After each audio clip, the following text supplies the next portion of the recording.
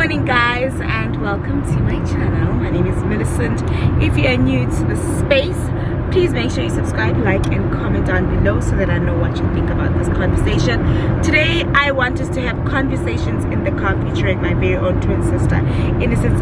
We are driving to work and I had a little bit of an issue with my car this morning, so I called her. Meet me on the highway. So my husband, wow, just don't even mind my hair because I've been working all night. I didn't even have time to brush my hair.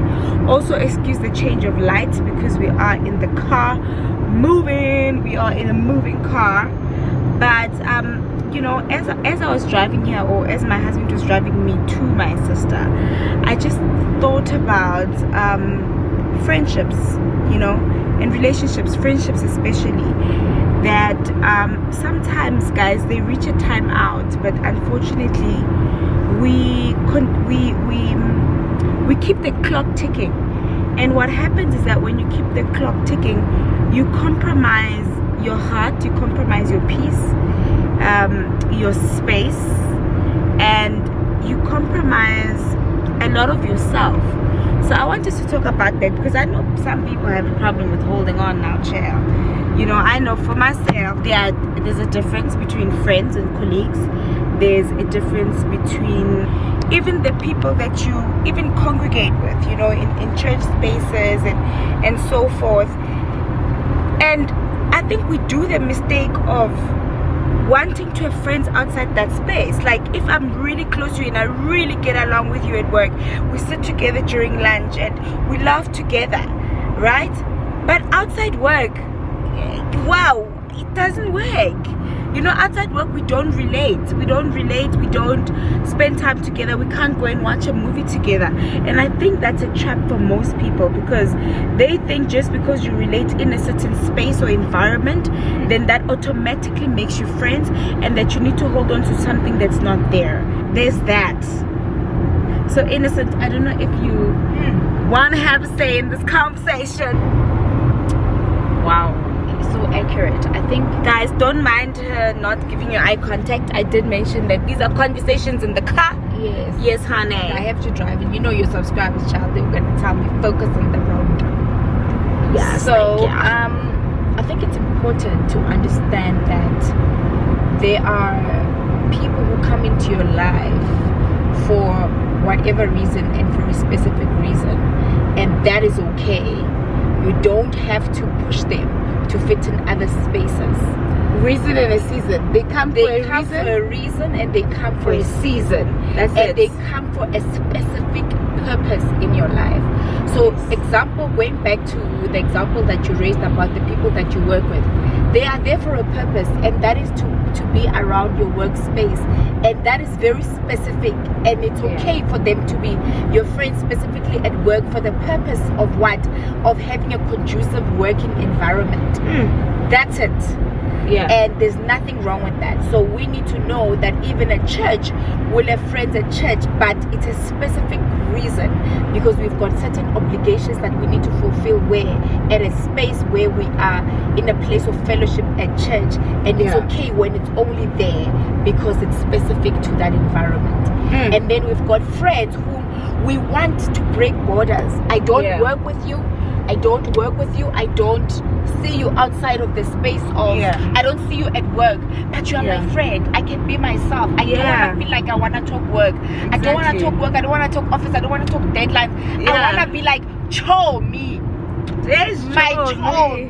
Won't understand that. And when in fact, with such people, Innocent changes, because you don't even have to say to me. They know you. They know. You literally walk in the door and they're like. And this is why also because I'm a media personality, so I speak in an environment that I know. This is why a lot of media personalities have ordinary friends, and this is not in a negative way. You understand that? They're not friends in the industry. Yes, because those people, they are not your fans.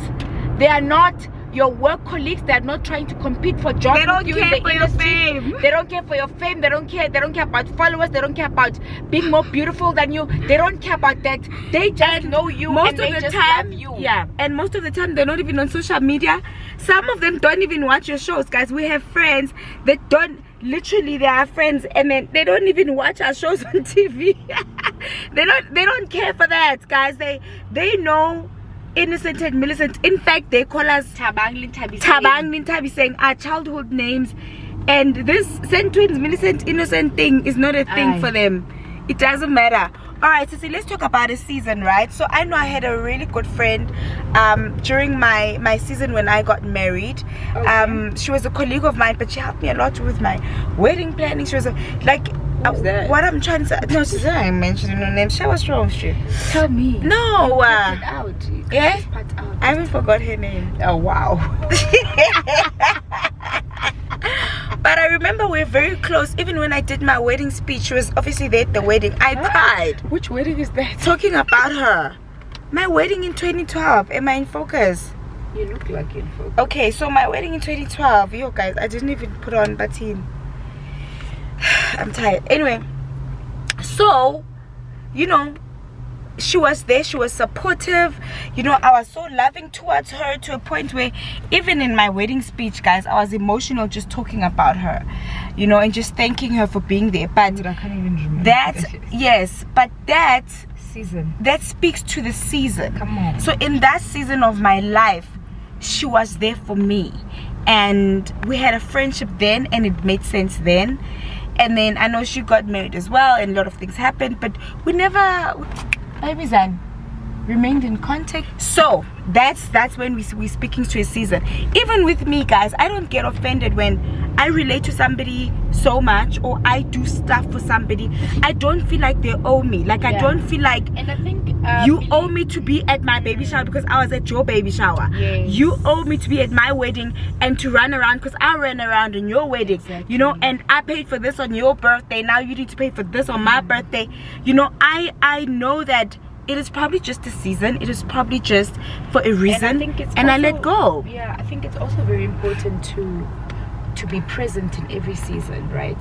To give it your all. So don't hold on to the fact that this person is only here due to work, or this person is important in my life due to the fact that I met them only at church. When you are within that season, make the best of it. Love them like you're gonna be with them forever.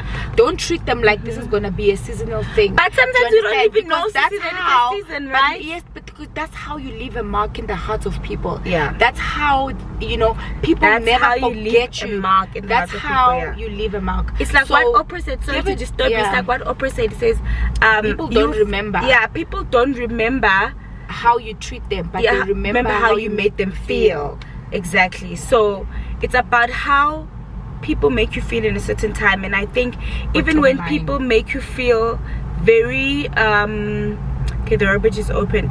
Even when people make you feel very small, like some friends can really make you feel small and incompetent because of their own insecurities, then it's on them. And that's when you also need to know when to pull the plug. Yes, absolutely. You know, I know a friend that I love so dearly, but she's got insecurities, so she obsesses over looks, and then in turn what she does, she body shames, you know what I mean? So she has her own insecurities. So when she sees me, she'll be like, oh, you gained weight. Next time she sees me, oh no, you lost weight. Okay, your belly is big, your belly is small. Like, she's got nothing to say to me, your bum is this. Yeah, you know, Millie, you gained weight, Millie lost weight. Exactly. Herself. So she uses that to bring other people down. You understand? When she looks at you, she's actually looking at her own reflection. Yeah. So in her own insecurities, she then tries to make herself feel better by bringing you down, basically. You said it, girl. You said it. Like, wow. It took me so long to understand why she does that, and I used to get offended, and then I stopped getting offended when I realized it's a problem within herself. Because what we did, because, you know, we're like, okay, we're gonna start treating her the way she treats us, right? Every time we see her, we're gonna comment on her weight, we're gonna comment on her looks, we're gonna comment on this. Oh my goodness, she freaks out. It was a mess. It was a mess. It was a mess. She freaks out. And then I realized, it's a problem with her. I feel like wings. hot wings and chips. Yeah, on a Monday. Oh guys, you know my complete outfit. I'm glad I'm wearing a short dress because wow, I'm wearing a very short dress. So anyway, let me continue. Sorry guys. So and then it's only when we started doing it to her, then she held back a little bit.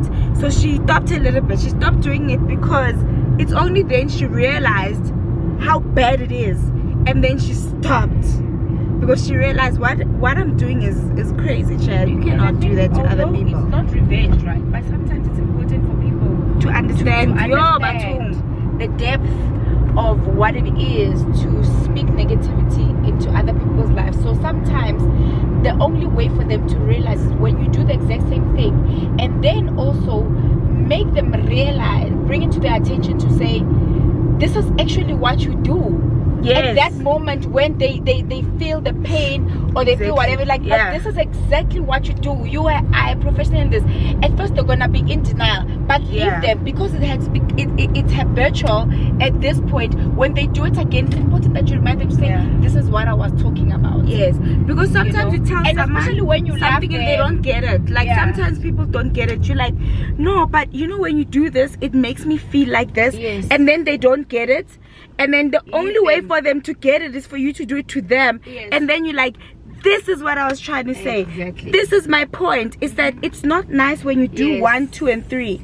This is why people that you love, it's worth investing that conversation because it eliminates the fact that you're constantly going to get hurt over and over again over that thing. Hence I'm saying the emphasis here is not on the revenge, but the emphasis here is building a relationship that you value, right, and that you take seriously. So that is important to me, is that when I do teach them, I don't mean bad, but I mean good, because I want to have a sustainable relationship with them. And I think it's also a great start to a conversation, because the moment you do that and then you open up the conversation and then you're like, okay, this is why I did 1, 2, and 3, because this makes me feel this way. So anyway, that is relationships that sometimes, you know, some friends that make you feel small, that make you feel unloved, there's just no reason to keep them around. I thought for me, there's just no reason to keep them around. There's no reason, you know. And I think now that I'm pregnant, I'm more aware. I'm crazy, child. I think I'm more aware of these things. So I've literally cut down on friendships, and it was so easy for me because all I did was just stop doing what I was doing, and then I realized they were doing nothing. Like I stopped calling, I stopped texting, and they did nothing. And I realized, my goodness, I've been carrying this friendship, I've been carrying this relationship, but also, you know, it's not worth it. It's important for us also to mention that it's not the people who call you all the times that are your true friends. So for us, the friends that we have and that we've had for many years are, I can say, I wouldn't say childhood friends, but friends that we've just gotten along our way. Because we know where we stand. We know each other. You understand? My love doesn't, I need this tempe every day or WhatsApp. No, but I know these are my people. Low maintenance friend. Is like, because we've got kids, we've got husbands, we've got all these things that are going on. Work. So for me, 3 jobs for someone who's going to demand my attention, I'm like, child, you don't get me. Your friends must get you. Your friends must get you. It's very important. We actually had a friend who was a high maintenance friend. When we don't call her, she throws tantrums. She's angry. She's this. You didn't call me on my birthday. You didn't do. Stop saying that. Stop asking who child by.